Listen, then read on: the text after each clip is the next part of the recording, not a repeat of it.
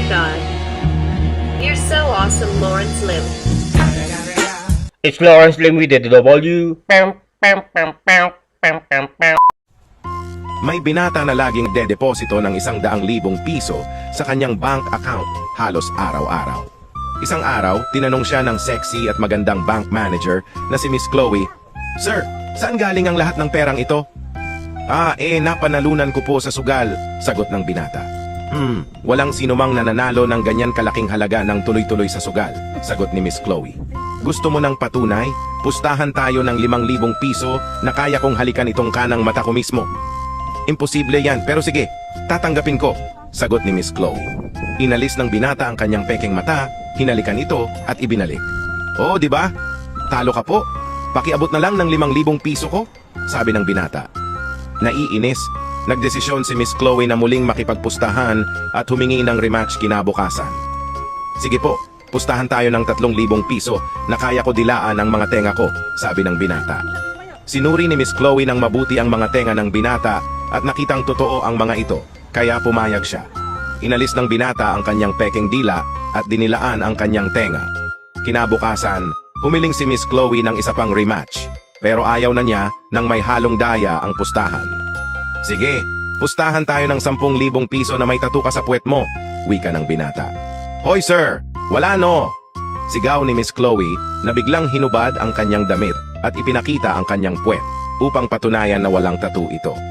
"Nanalo po kayo sa pustahan, ito ang 10,000 piso nyo," sabi ng binata. Maya-maya, naguluhan si Miss Chloe nang makita niya ang mga empleyado ng bangko na nagbabayad sa binata. "Sir, ano na naman ang ginawa mo?" tanong ni Miss Chloe sa binata.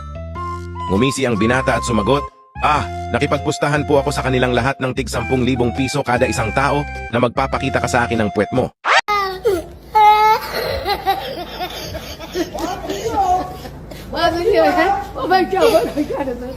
Sa parking lot ng isang supermarket, napansin ni Pedro na may tama ang pinto ng kotse na hiniram lamang niya mula sa kanyang boss. Nag-alala ito kung paano niya ito maaayos dahil siguradong mapapagalitan siya. May lumapit na matandang lalaki sa kanya at bigla siyang binigyan ng payo nito kung paano mawawala ang yupi ng sasakyan. "Naku po, iho, ang laki ng yupi ng kotse! Alam mo ba na kapag hinipan mo ang tambutso nitong kotse, aangat yang yupi na yan hanggang sa bumalik sa dati ang kotse na parang walang nangyari?"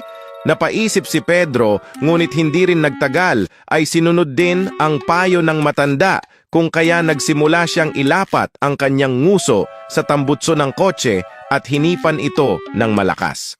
Makalipas ang ilang sandali, dumating si Juan at tinanong si Pedro kung ano ang ginagawa niya. "Hoy Pedro, bakit nililips to lips mo yung tambutso ng kotse?"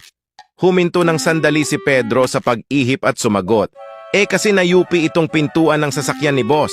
Yari ako doon kapag nalaman niya to, kaya sinusubukan kong alisin ang tama ng kotse sa pamamagitan ng pag-ihip sa tambutso nito." Tumawa ng husto si Juan at nagsalita muli, "Tol, ang mo. Kahit anong ihip ang gawin mo dyan, hindi gagana yan." "Bakit naman?" tanong ni Pedro. Kasi naka-open lahat ng bintana," sagot ni Juan. Gago! Nakatanggap si Pedro ng isang loro bilang regalo sa kanyang kaarawan. Ang loro ay matanda na at may masamang ugali. Halos bawat salitang lumalabas sa bibig nito ay mura at kung hindi man, sobrang bastos. Ginawa ni Pedro ang lahat para baguhin ang ugali ng loro. Kinakausap niya ito ng mahinahon, pinatutugtugan ng malumanay na mga musika at sinubukang turuan ng magagalang na salita pero walang epekto. Nagpatuloy pa rin ang loro sa pagsasalita ng di maganda. Sa sobrang inis, sinigawan ni Pedro ang loro pero sinigawan lang din siya nito pabalik. Sinubukan niyang takutin ito pero lalo lang itong nagalit at nabigkas ng mga di magagandang salita ng mas matindi. Sa huli, sa labis na pagkadismaya, hinawakan ni Pedro ang loro at ipinasok ito sa refrigerator, umaasang mapakalma ang ibon kahit sandali lang. Narinig niyang nagsisisigaw, kumakalukot at sumisipa ang loro tapos biglang tumahimik. Natakot si Pedro na baka nasaktan niya ang loro kaya dali-dali niyang binuksan ang pinto ng ref. Lumabas ang loro na kalmado at biglang nanghingi ng patawad kay Pedro. "Bossing, sa palagay ko ay nasaktan kita sa aking masasamang salita at pangit na ugali. Babaguhin ko na ang aking asal. Sorry po at sana ay mapatawad mo ako. Pwede bang magtanong? Kasi kanina nung inilagay niyo ako sa ref, may napansin akong inihaw na manok na nakalagay sa plato. Mukhang may malaking kasalanan na gawa yung manok na yun sa inyo, bossing, no?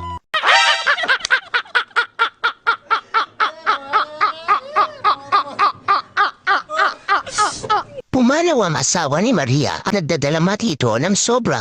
Dumalaw siya sa funeral para tignan ang itsura ng kanyang pumanaw na asawa. Nagulat si Maria dahil nakabarong ang suot ng asawa niya.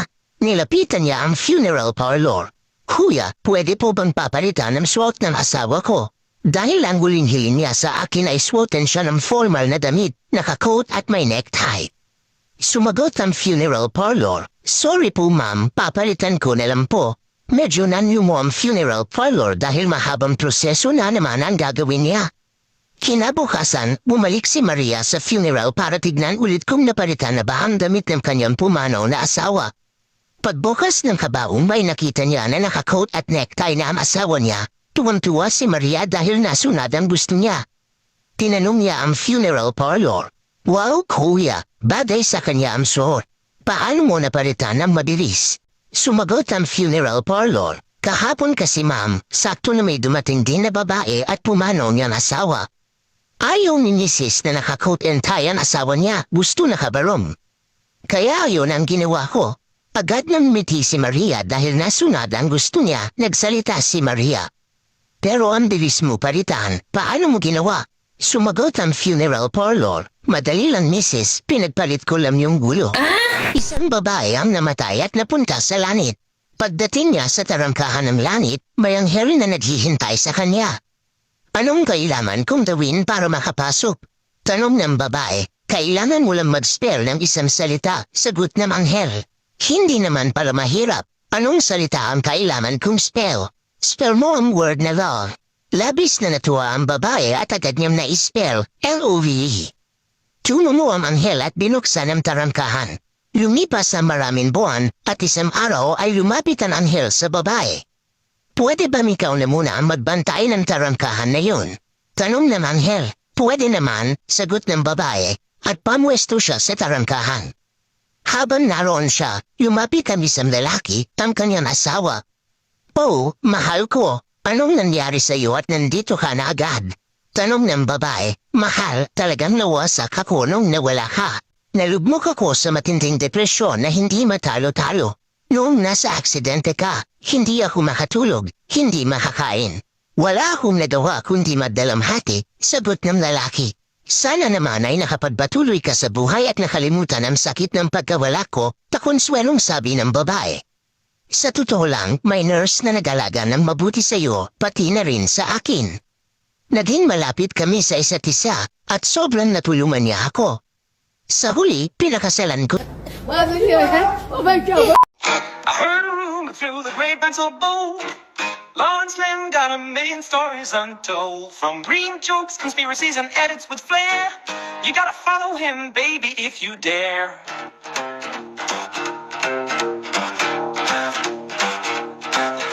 Your feet feels empty without his magic touch. He got the blues and the laughs that you crave so much. With a click and a follow, you'll find some relief. Lawrence Lynn's social media, a digital belief. Click, subscribe, don't miss a trick. Now, hey, leave your worries and come on, click today. Lawrence Lynn's got the content right in line. Follow him now.